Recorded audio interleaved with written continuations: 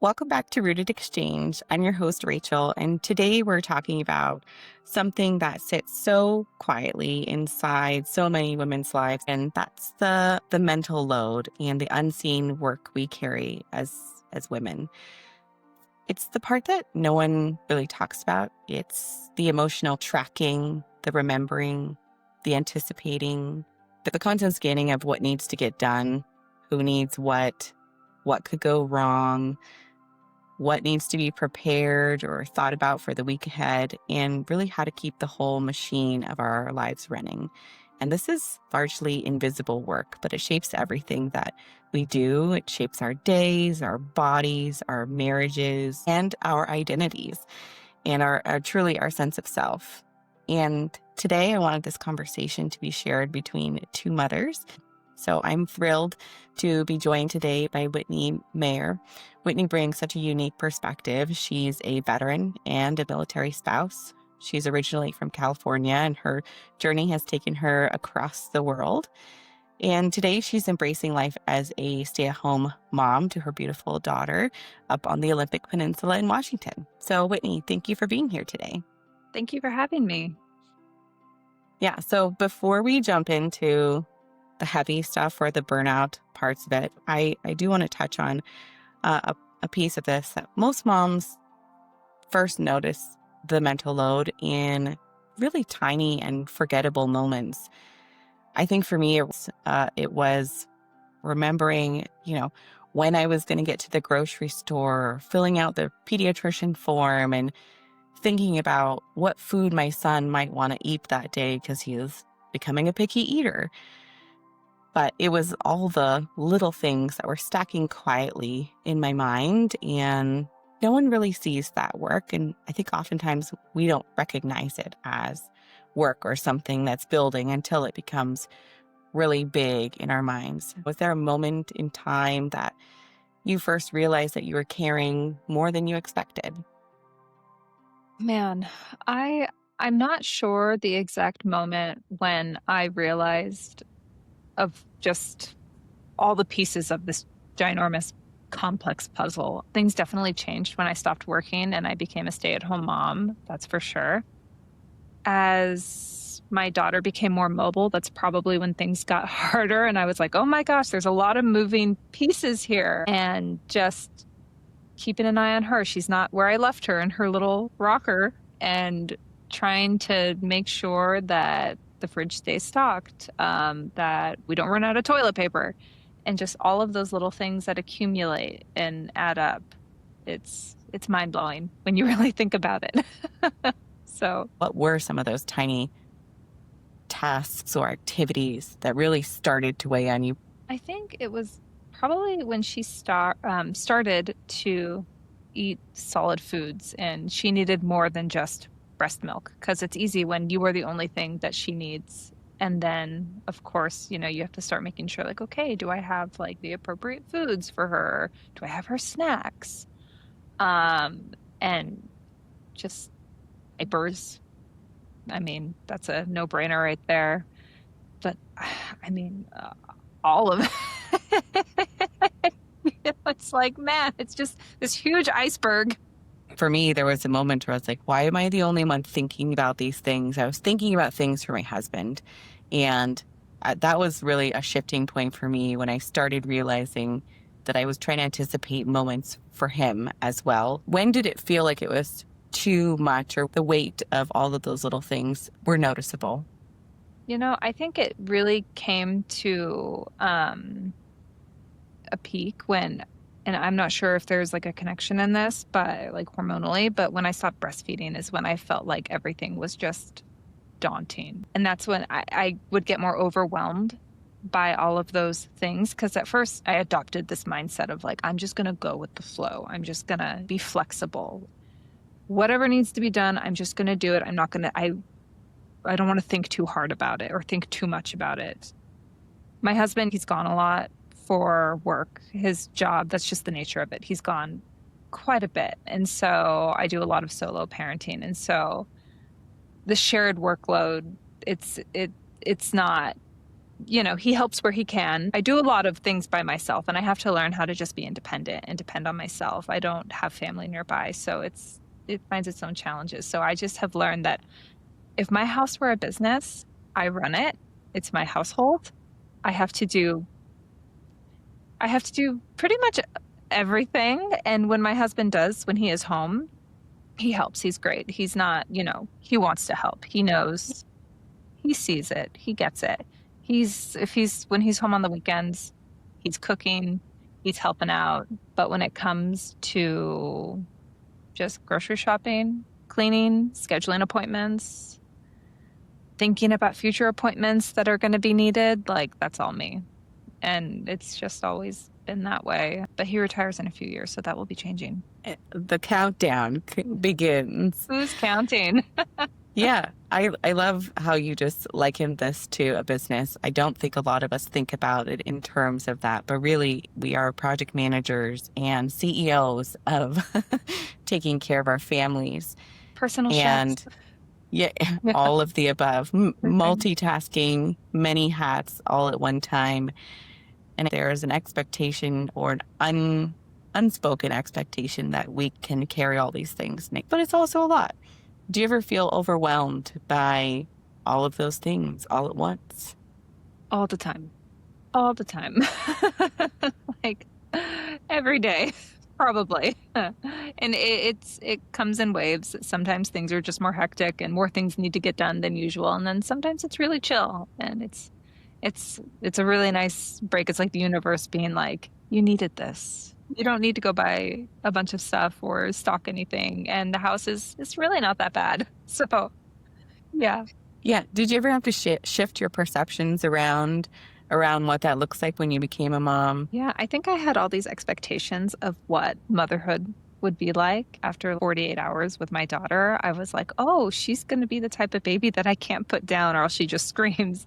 So I very quickly shifted my mindset and defaulted back to this, like, just going to go with the flow because I obviously have no idea what I'm doing and I just kind of got to wing it and just figure it out as I go. And that has actually been very beneficial for me to just not like lower my expectations where like I don't expect anything, but like just try to be reasonable and realistic, really, with just all of it, and flexible. Because you can't predict anything. You don't know what's going to happen. Some days my child wakes up and she's super cooperative and it's just like, it's a great day. And I'm like, oh my gosh, everything's amazing. And then the next day she's like, I'm not wearing pants. And I'm like, oh, okay, cool. We can't leave the house. That's great. Awesome. Okay. Yeah. Some days it's like you're eating soup with a fork. That's what I say. Like, it's cool. Everything's fine. It's all good. We touched on it a little bit, but I do want to dig into, this idea around motherhood.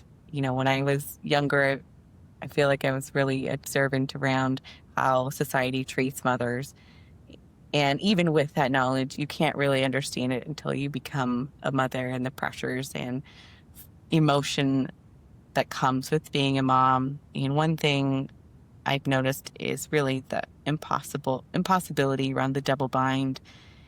And I was very lucky that I got to spend the first 6 months of my son's life, being at home. Then when I went back to work, there was a lot of judgment that came with that as well. Being able to balance having a career and taking care of my son, taking care of my family in all those ways. And I felt that for myself as well. Suddenly I was missing moments in my son's life that I don't get back. He grows every day in those little things, but it made me realize really there's no version of motherhood that our culture, at least in America, that we fully honor. And there are assumptions on both sides of that from working moms or stay-at-home moms that are really harsh judgments. And sometimes some of the harshest judgments come from ourselves and the pressures that we put on ourselves internally to show up for ourselves and our families. Have you ever felt judged or maybe put a little pressure on yourself for being a stay-at-home mom and what that looked like? Yeah, I mean, I don't personally feel like I've ever been judged by anyone else for being a stay-at-home mom, except by myself. So I feel very guilty a lot of times that I'm not working and that I'm not, contributing and helping with, the financial situation and whatnot. I'm very lucky that I am able to stay home, but part of me just I miss I miss contributing. And so I did go back to work for about 30 minutes after maternity leave. I made it 30 minutes and I said, no, this isn't for me. So yeah.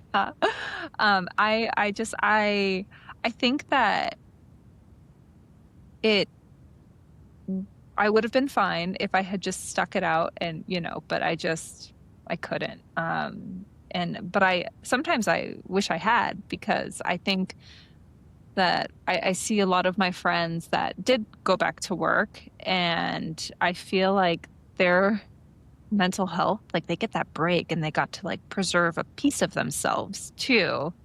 And I envy that a little bit, but I don't think anyone's ever judged me except myself. Did you always envision yourself being a stay-at-home mom, or is that something that came about as you went through pregnancy? Yeah, no, so actually when I got out of the military, I was studying wildlife sciences at NC State, and I was trying to specialize in apex predators, and I was kind of focused on wolves.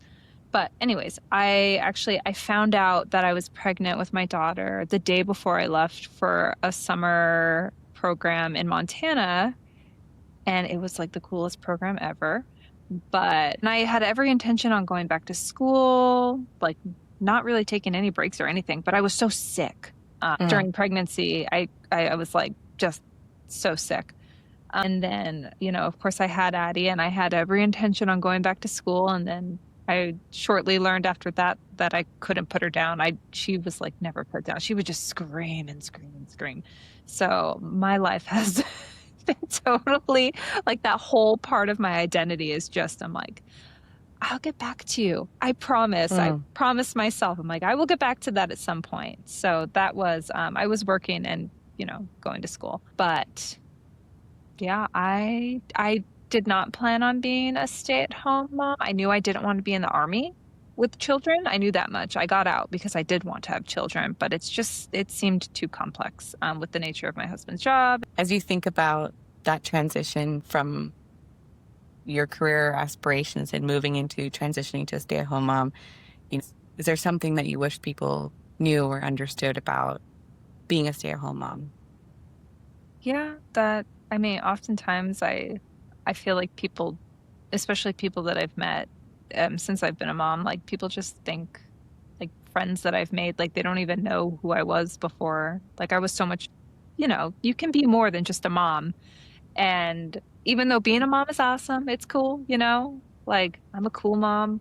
Not really, but gross, cringe. But yeah, I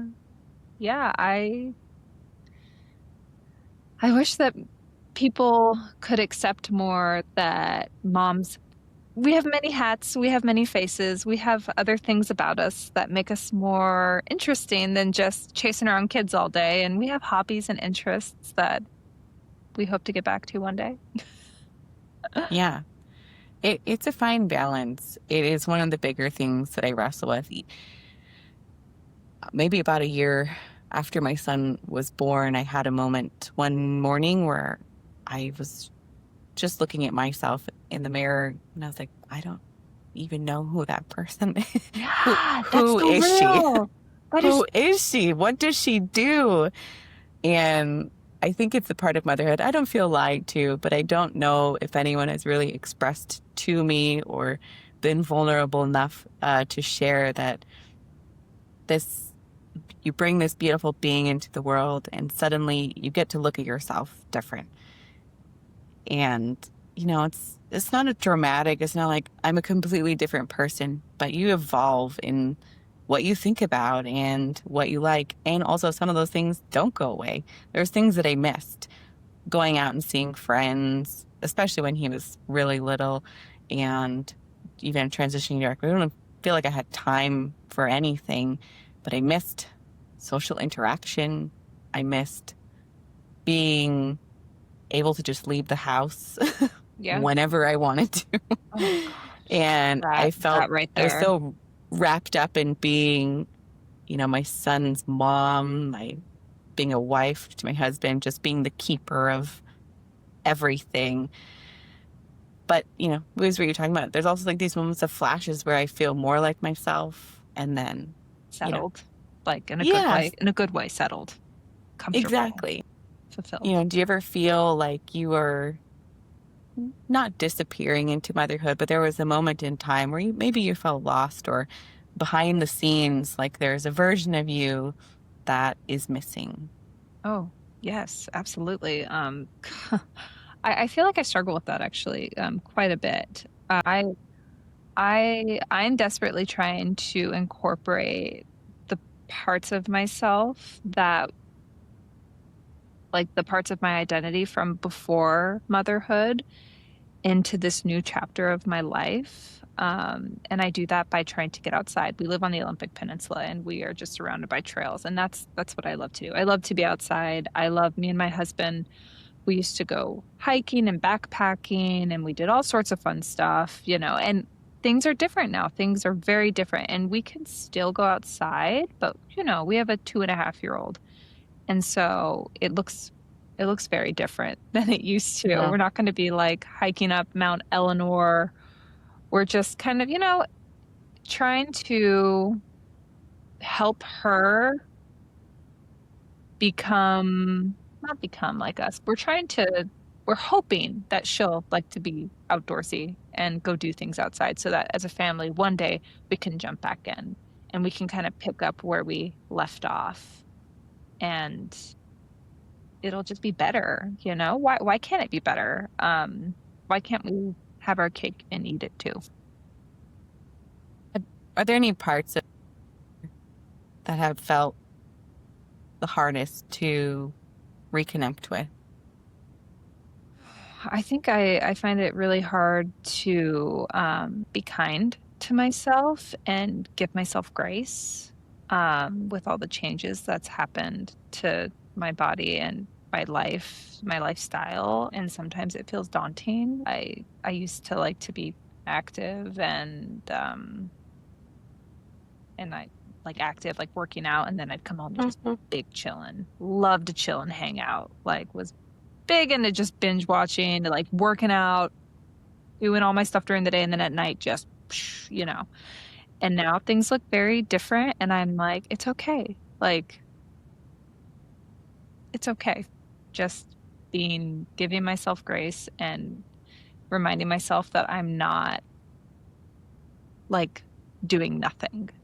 Because sometimes it feels like that, and you feel like you're doing everything and nothing at the same time because the amount of effort you put into like running your household, it's it's actually shocking how much effort you have to put into running a house that is kind of clean, just to getting it kind of clean. And you're like, what is this all for? Like, I used to be so much more productive, and I'm actually so much more productive right now. I'm not seeing the same results. Does that make sense? I want to name that thing because I think that it resonates with moms all over the world, right? Is that productivity? We have a standard for what it should look like, and also the productivity is now in a little human and not in the things. Not that it's not in the things around us, but the things around us take a little bit of a backseat, and so maybe it's helpful to say like, how has that shifted for you? It doesn't have to be all things, all the things of your home, but I think for me it was like I'm okay with the basket of laundry that's going to sit on the Yeah. floor for a week instead of making sure that it gets done and folded and put away.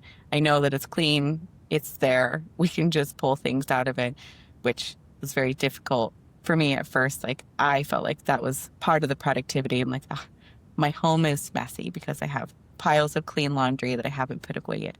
And also making sure that I would rather spend that time with my kiddo doing something for his learning, a memory that we're going to create together was certainly more of a priority for me than making sure that the clean laundry was folded and put away right when it came out of the laundry. That's isn't it funny how just it's back to, you just kind of lower your expectations and take the wins where you can and be flexible. Yeah, was there any moments like that for you that kind of stand out if you think about how your expectations have changed over time? Yeah, I have so the whole toy situation, and I feel like a lot of women are going to be able to relate to this. One, I don't know why my child has so many toys. Like who gave her these? And I keep saying I'm going to get rid of them all, but not all of them, but I got to go and like purge, and I never do. But I used to like just get totally freaked out by just the amount of toys all over like all over the place, and I'd constantly pick them up and just whatever. And then probably about I'd say like 6 months ago, I just kind of was like, you know what? Screw it. Like I'll do it before I go to bed every night. Like I'll pick it up, just so really just so the robot vacuum can do its thing. But yeah. But just like letting go of that and being more realistic that, hey, she's a toddler. Like she's just gonna she's a tornado. She's gonna go through, she's gonna make messes. You can constantly exert yourself to keep up with that, or you can just accept it and then clean it up for once or twice a day, whatever. And yeah. And once I kind of did that, I was like, okay, I feel much better about this, and I don't care. I will stand by that. My husband is like, oh my gosh, I can't believe you let her do this all day, and I'm like, you that. So yeah. These were the moments I felt like being the project manager of our household with no description. You don't get to clock out, you're just there.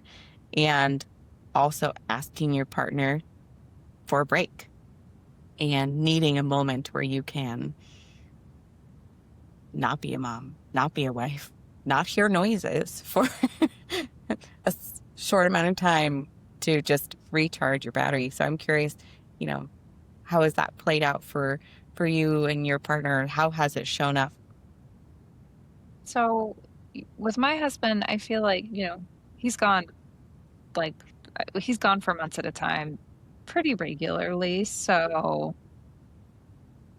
it's hard for me because when he does come home, I have a rhythm, and it's hard for me to ask for help, and it's hard for me to let him help until we kind of like get back in that rhythm. So it's constantly fluctuating. And I know that's not everybody can relate to that, but when he has been home for a little while and when we've got a good rhythm going, it's still hard. He's gone weeks early in the morning, comes home later.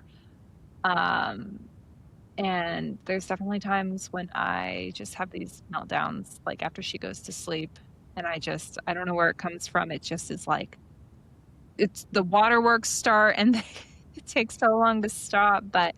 And he does help where he can. Of course, he goes and works and stuff. So he's limited on what he can do with helping, but he's always happy. Like on the weekends, he takes over cooking.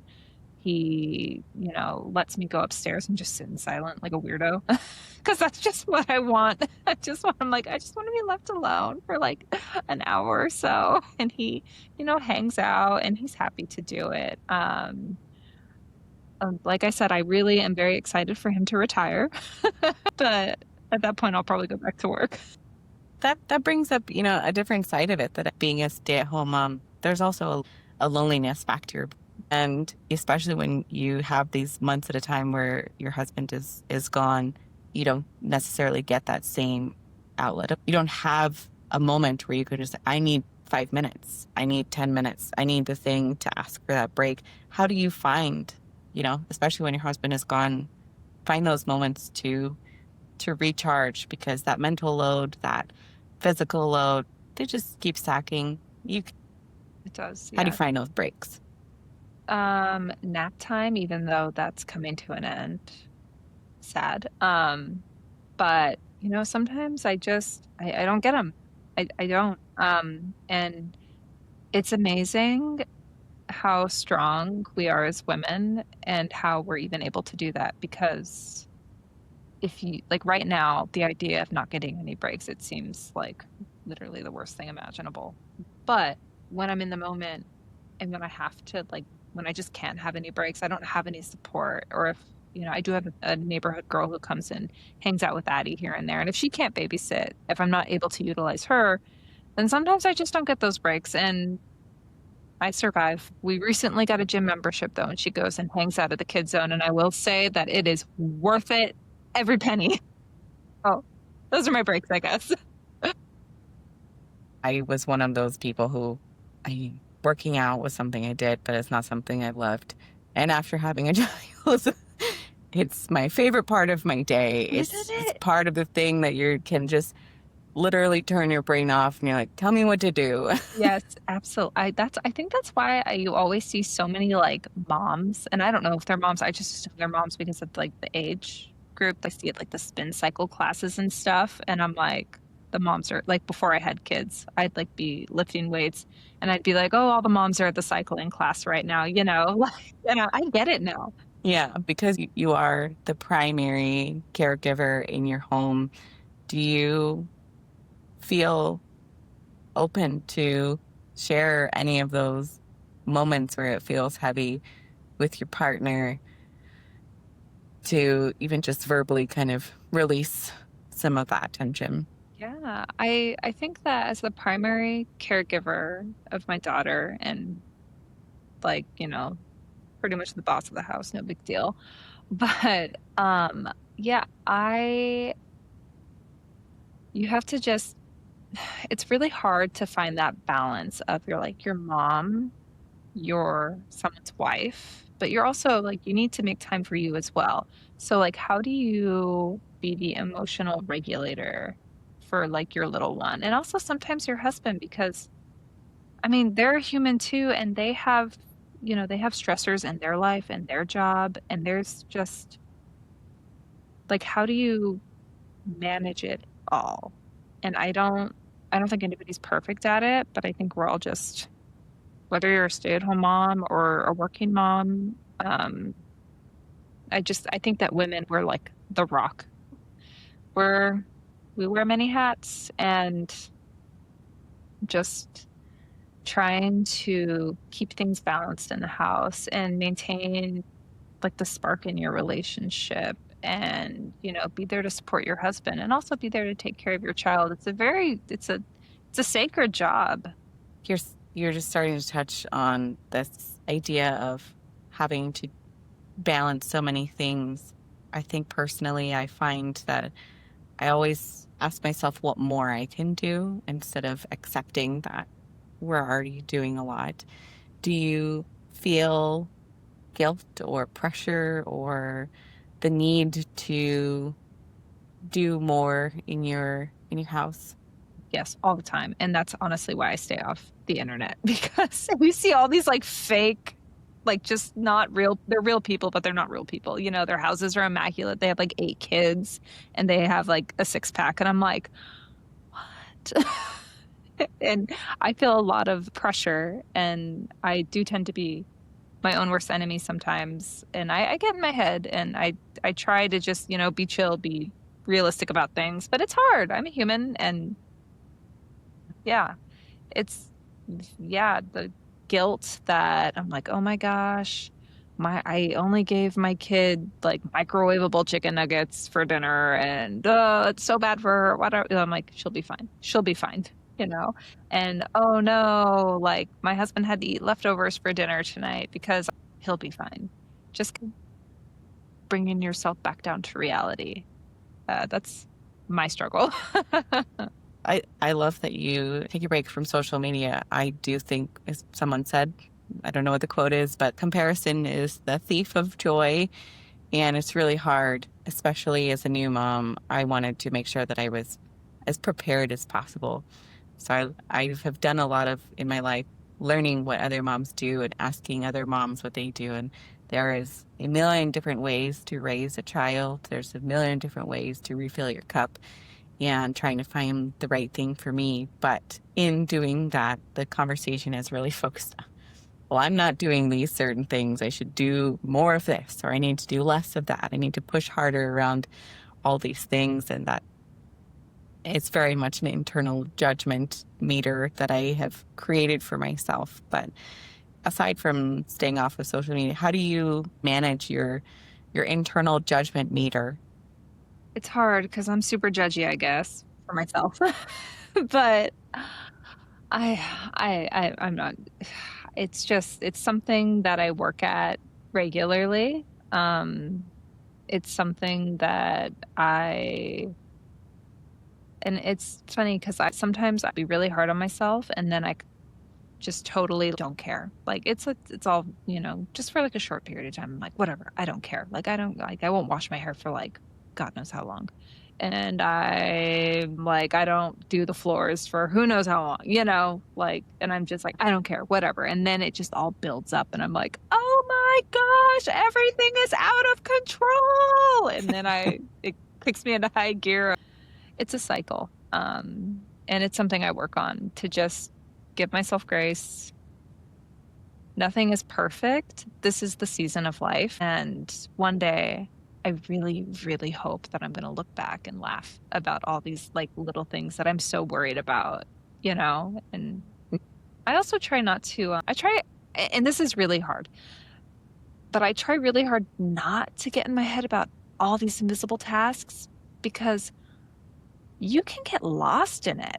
It's a lot, and it gives me anxiety just even thinking about it. Like it's part of life. It's what you have to do to get through it. But don't get so fixated on it that you're missing all the beautiful pieces, like the cute things that your toddler's doing right now. Maybe there's things going on that you're like, this is driving me crazy. But also they're like super cute and they're like repeating everything you're saying, whether it's good or bad. It's, an important part of this conversation that I really want to make sure we talk about is that piece that there is this little beautiful human or humans running around the house and, letting go of some of these tasks and some of these pressures that we put on ourselves or that are put on us by the people around us.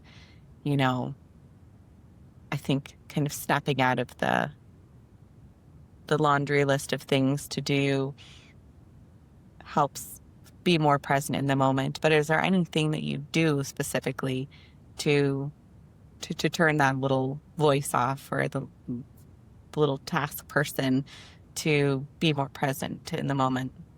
I get out of the house. I go for a walk, and I go with my daughter for a walk. And by walk, I mean not very far, but we're out there for a while. She just, I do things that bring me joy with her, things that have always made me happy that I can do with her. It just makes it like happiness overload. There's nothing more adorable than her like pointing out ferns and, picking up twigs and, looking at moss, and she's like obsessed with mushrooms. It's so cute. Just doing something something that matters, like something that is going to like stick in my brain, because I'm sure that when I'm like an 80-year-old woman, I'm not really going to be thinking about all the laundry I had to do. I'm going to be thinking about spending time with my baby and doing things that are good for both of us and helping her development and hopefully helping her turn into like a really cool human. So I have a lot of perfectionism in my mind that I try to recreate in real life, and it's not reality. But it's creating these little permission slips for myself that I don't have to do all the things. I don't have to anticipate everything. Sometimes that's the best part of life, is letting the things happen as they're meant to, and also that I can ask for support when needed without really apologizing. That's easier said than done. I think our brains are wired to anticipate. Is there anything that you're learning to let go of right now in this season? yes, actually, I am trying to learn I've been trying to learn how to let other people help me, but I'm trying to learn how to trust other people. so that we can start letting Addie's wings fly a little, like spread a little bit. And by that, I mean like maybe going and doing like a sleepover at like a family member's house when we, so maybe my husband and I can go and like have like a weekend away or something. We haven't done that yet. And it's a big deal. I think that a lot of women are better about that and they do that much earlier in their child's life. And I've never had the courage to do it, but I'm realizing that it's good for us, but it's really good for her and for her development. And so that way she doesn't build these like unhealthy attachments to us, so that she can be away from us and she knows we're coming back. And heaven forbid if there were ever an emergency and one of us needed to like leave to go take care of a family member or something, worst case scenario, like she'll be okay. And I know she'll be okay. So that is what I'm currently trying to plan and work on. And it freaks me out, but we're doing it. I think we often associate mental load with the things that need to be done. And I thank you for sharing that piece with us, because I also agree that there's a part of the mental load of actually taking time from your kid. And that resonates with me a lot. My husband and I also still haven't gone anywhere without our child. I will say what we have done is I will go away for 2 days or he will go away for 2 days. So there's always a parent home, but it's not the same, right? Like I want to spend quality time with my husband sometimes and just feel like a couple again, and, not just be mom and dad constantly. But it is a big part of our life. My son is 2.5, and thinking about how that we've never had in 2.5 years, not having that time alone with your partner, it's a hard piece to also accept and trust people with your baby. And thinking about what that means to you and how that feels in your body is a big one. It feels so unnatural, but I know it's not. I think it's important for all couples to be able to do that. And it's just so good for your relationship, I imagine,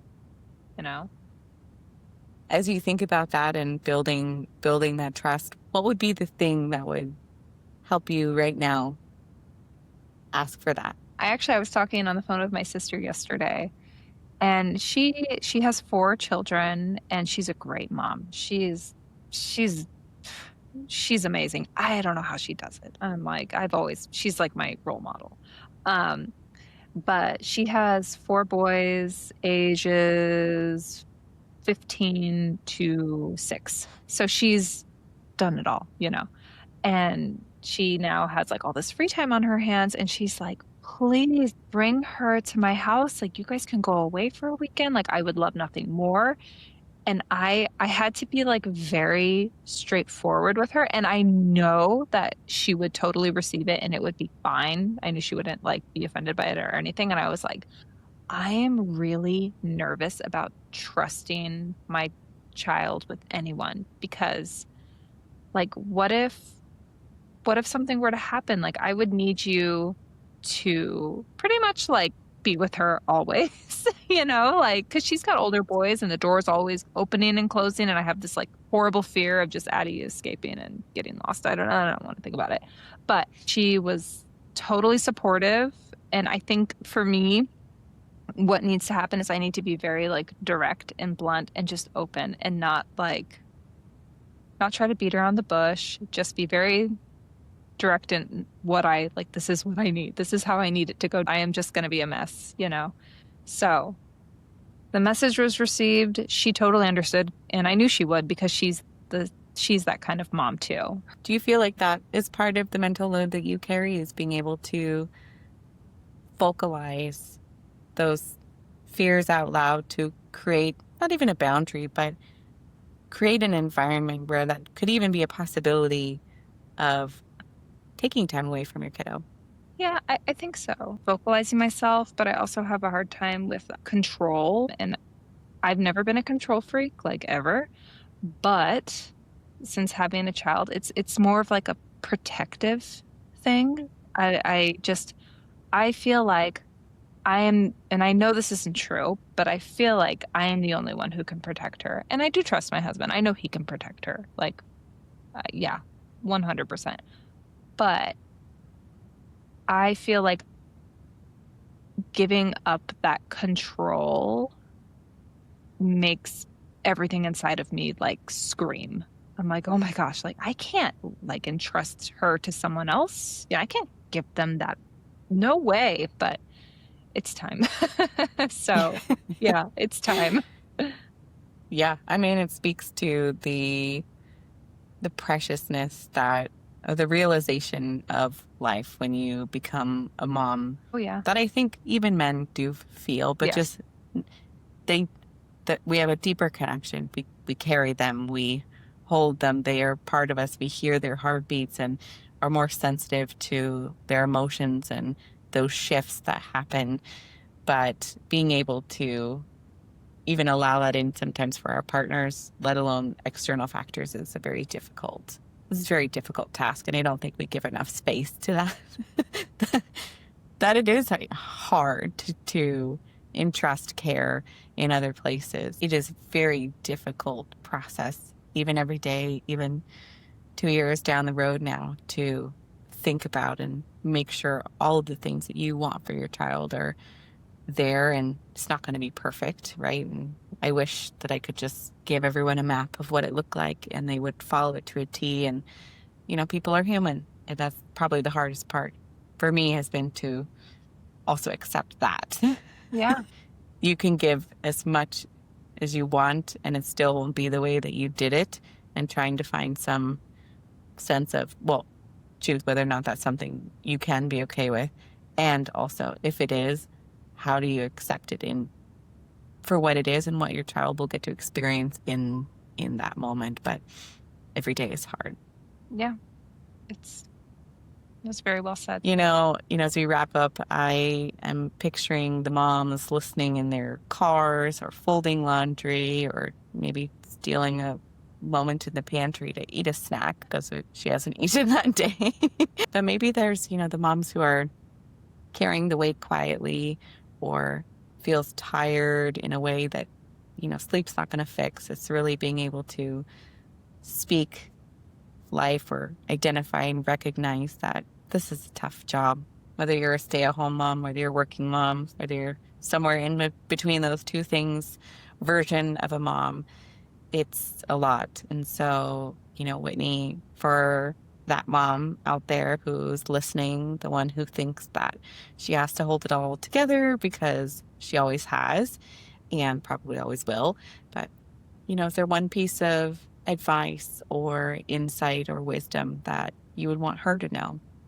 Yes. I think it's important in this whole journey of motherhood to know that sure, it's hectic, it's chaotic, but it's so beautiful and it goes by so fast. And I know we've all heard that, but you don't realize how fast the baby phase goes until you're past the baby phase. And this is just a season of life. And within this season, there's so many different stages. And the worst and best part about motherhood is that every bad thing in a stage will pass, but also every good thing in a stage will pass too. And I think that's why, being flexible, just going with the flow and trying not to be too hard on yourself, why it matters so much. Because it really does. It goes by too fast and it's exciting, but also heartbreaking. And I don't even know how to describe it. But if you're listening, I bet you 100% know what I'm talking about. Yeah, and I just want to close on the fact that the thing that you said earlier is really sticking with me is that, these tasks, these activities, these pressures we put on ourselves are just small potatoes at the end of the day. So trying to bring ourselves back to being present with our kiddo, getting outside, doing something fun, and just remembering that those things will come back to you. You will always have more things to do at the end of the day. But for whatever that's worth, savor that little experience with your kiddo in that moment and kind of let the other stuff fall off. Thank you so much for joining us today. Thank you for having me, Rachel.